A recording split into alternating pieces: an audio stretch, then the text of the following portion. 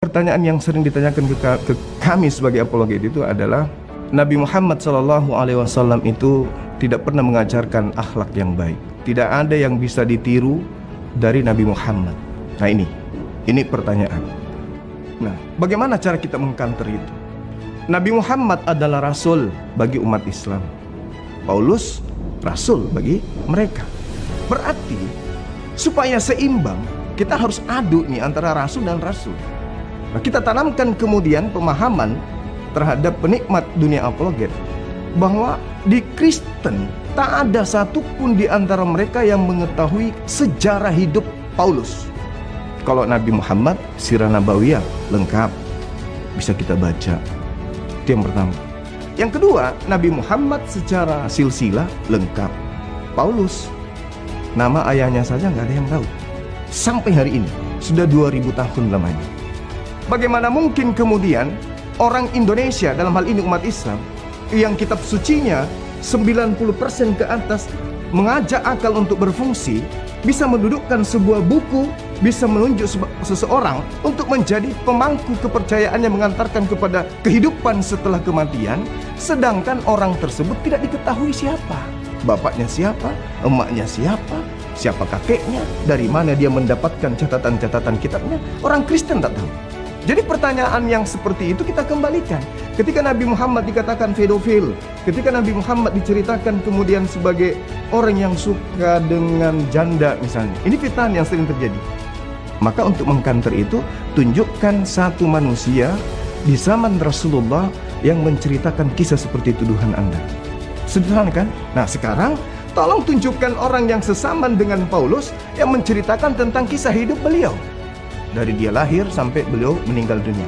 Ada buku yang boleh kami umat Islam baca supaya kami bisa tahu selayak Nabi Muhammad kami tahu kisah hidupnya, kami pun rindu ingin mengetahui kisah hidupnya pengarang kitab Saudara Kristen.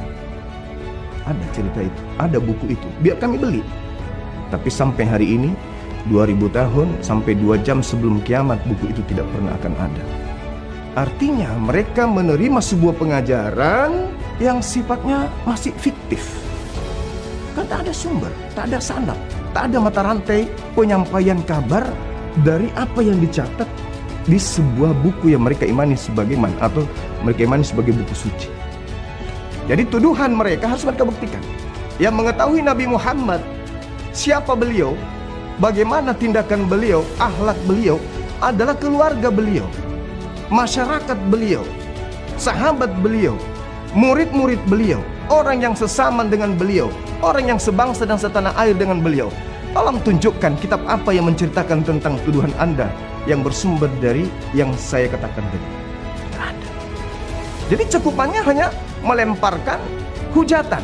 Nah, ini celakanya kalau materi apologet Islam ini tidak diajarkan secara kulum yang pasti terhadap umat Islam itu sendiri, maka pertanyaan-pertanyaan ini bisa melemahkan akidah.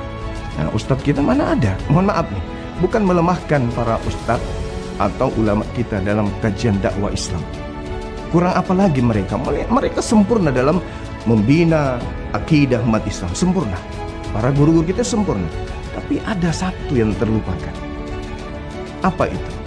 Membentengi akidah umat Islam dari serangan-serangan pemurtadan. Ini yang kurang. Nah, maka beranjak daripada itu kemudian alhamdulillah kita sudah beberapa ustadz yang ikut mengambil bagian di misi dakwah ini. Sehingga dari sisi Islamnya dapat, dari segi pendalaman materi tentang Bible juga dapat. Seperti itu.